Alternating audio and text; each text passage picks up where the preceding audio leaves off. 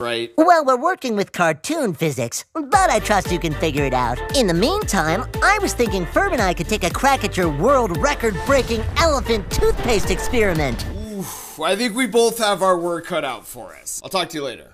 Now, I knew from personal experience, if you can pull off a Phineas and Ferb invention in real life, it makes for a really epic party with 15 tons of Jell-O to spare. But the problem here was their rocket-powered tire swing leaned very heavily on the creative boundaries of cartoon physics, with estimated peak forces that would be 35 times what a human could endure. So as a first pass, I just slapped 2 rockets with 2,500 Newton-seconds total impulse to a single chain mounted to a tire swing, and generously gave our 180-pound crash test dummy Newton first dibs on the ride of his life. Initiator is on. This is to test my hypothesis why Phineas and Ferb is an animated show. 3, 2, 1.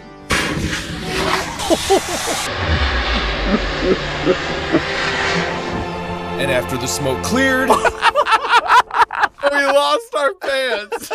That was the most powerful depantsing in history. The single chain is gonna make it tough. So to keep us from immediately spinning out of control and potentially losing all our dignity in the process, we doubled the chains for more stability. Here we go. And this time, let it rip!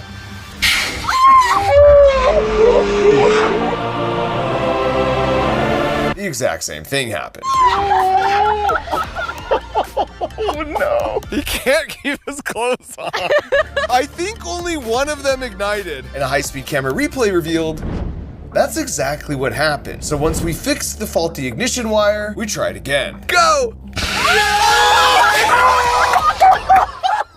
Causing Newton, which I'll remind you weighs more than I do, to launch 10 feet into the air, completing the stylish dismount. That was definitely both that time. His shoes are on! That's a W! And while the dual chain configuration did provide a lot more stability, the slow-mo revealed there was really no way to reliably keep the thrust vector aligned in the best direction to loop us around. This is too squirrely. We need to go to rigid chains. So to fix that, we swapped the 2 chains with 2 solid rods. Igniter's hot. 3, 2, 1, go!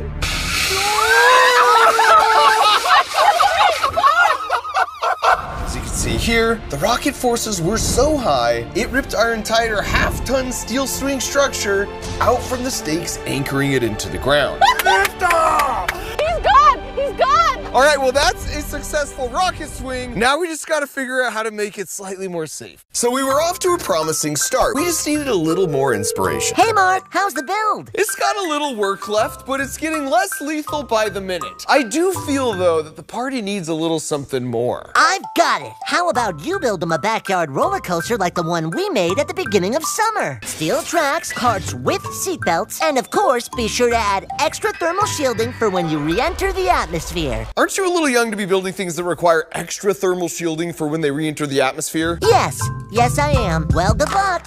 Oh, gotta go. Ferb just arrived with our star of the show. No, Phineas, you don't need an Talk to you later, Mark.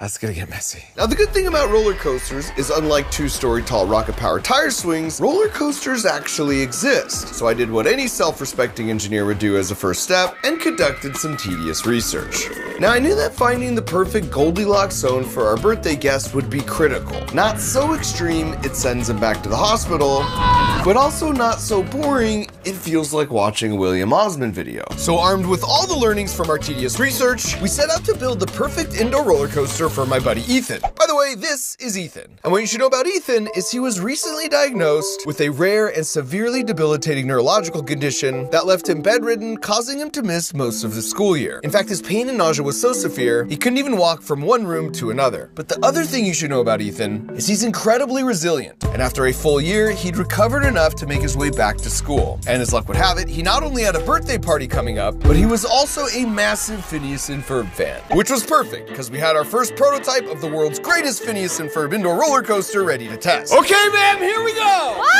Let's go. Oh no. I think we're gonna have to check our calculations. Yep. So I called up some of my buddies who are really good at this, and they introduced me to the efficiency of their calculations, while I introduced them to the efficiency of a 10-second build montage.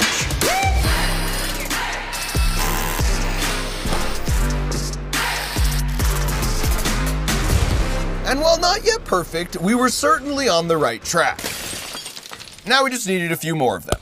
Good. And things were coming along great, but if I was going to get approval from the world's most creative engineer, it would need a little something extra. So I took a closer look at their original coaster, and while we definitely can't send Ethan to France, we definitely could send him through a snake drop, a mud bucket, and a full-on car wash. Snakes on a train in 3, 2, 1. Snakes, check. This build was elegant. Our snakes pairing beautifully with a catapult-calibrated mud bath.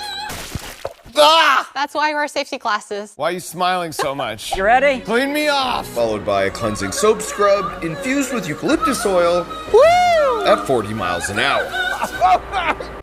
That ought to do it. I'm gonna need a bit of a rinse off. And finally air drying with a gentle breeze. Okay. Clean as a whistle. All good. So now with both the roller coaster and the rocket swing pretty much ready to go, I opted for a check-in. Hey, Mark, how's it going? I mean, it's getting there, but how do we really make this the best birthday party ever? How about Swinter? It's like summer in winter. All you need is a snow cone maker and a bunch of jet-powered fans. But be sure to keep your windows closed. You really don't want to bring Swinter inside your house. Phineas, you pointed-headed genius. I think you're onto something. All right. Oh, while I have you, Ferb and I were wondering if your elephant preferred mint or bubblegum flavoring. Neither. Don't you boys think you're taking this a little too literally? No, we don't. All right, well, See ya. he hung up. Snowing indoors? How hard could this be? Turns out a lot harder than the cartoon solution of snow cone makers and fans. So I invited out an old friend to help. Oh my. What was left was to nail the surprise. 8 months of planning and work comes down to this moment. There he is. Oh gosh, my heart is about to beat out of my chest. We had Ethan's parents tell him he was auditioning for a toy commercial so he wouldn't suspect anything when he laid eyes on a balloon-laden indoor roller coaster resting on 2 feet of freshly packed snow. That's cold. But I had to act fast because Ethan was catching on quick. Why is there a crunch lab? Hey, Ethan. What's going on, pal? No. I thought you might need a coat. Wait, I'm so confused. What is your favorite cartoon? Phineas and Ferb, probably? Have you seen the episode where they make the rocket-powered swing? Yeah. Have you seen the episode where they send the roller coaster to space? Yeah. Have you seen the episode, Ethan, called Swinter, where they turn inside into winter? Yeah. This is Phineas and Ferb in real life. We're throwing you a birthday party today. What? You know what a banger party needs, Ethan? A birthday cake? It does need a cake. Let's work on a cake. You know what it also needs, though? I feel like we should have more people here. Do you have friends you'd want to invite? Yeah. And that was the cue to send in all of Ethan's best friends. And also his loudest friends. Including his little sister, which meant that he had an important decision to make. Ethan, is it okay if they all hang out with us? Ethan, you better say yes. $5. I have 77 cents. Okay, that goes for everyone. Yeah! Generous. What do you guys say we start with the rocket swing? But before we kick off the party, I realize you're probably looking for a good way to spend your 104 days of summer vacation. We'll look no further, because it's here and it's called Camp Crunch Labs. Camp Crunch Labs is your key to fighting that summer brain trip. With an 8-week virtual space-themed summer camp that hops to each of the planets in our solar system. Featuring weekly videos with mega experiments that I do, and super challenges that you do. And the best of these weekly challenge submissions earns one of these bad boys, a platinum ticket, giving you the chance to join me on my favorite planet for the biggest mega experiment of them all in the final episode of the summer. On top of that, usually the Crunch Labs build boxes where we build a super fun toy together, learning all the juicy physics, how they work, comes once a month. But to coincide with Space Camp Crunch Labs weekly challenges and videos all summer long, we'll ship them to you every week. Let's go. So if you want an 8-week summer camp where you could travel the cosmos while learning to think like an engineer, with an absolute 0% chance of bug bites and poison ivy, head to campcrunchlabs.com to reserve one of the limited spots, and I'll see you in camp. Back at the party, it was time to see if I'd actually accomplished turning 3 Phineas and Ferb cartoon marvels into real life. Starting first with the rocket swing. You guys want to see it go? What just happened? You might notice we swapped the rockets out for a pair of 24-volt electric turbines. This provided 2 advantages. First, we learned from testing that big rockets make a lot of smoke. Hold your breath! Which is not ideal for your lungs or your smoke alarm. And second, if you pulse the turbines at the exact natural frequency of the swing,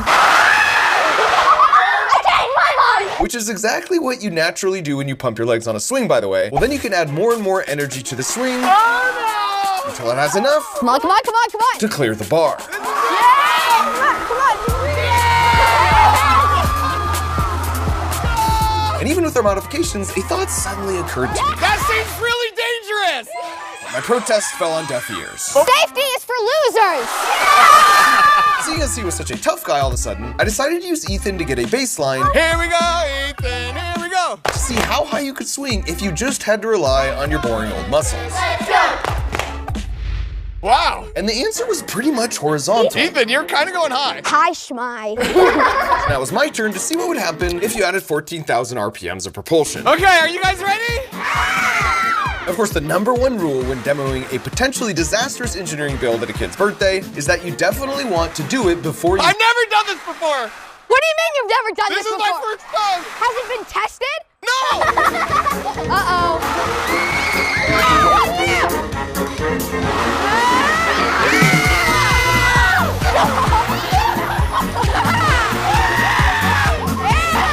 And the only feeling better than pulling off a build like this is how you feel when you finally get off a build Oh like my this. gosh. That looks so nauseating. Ethan, you're next.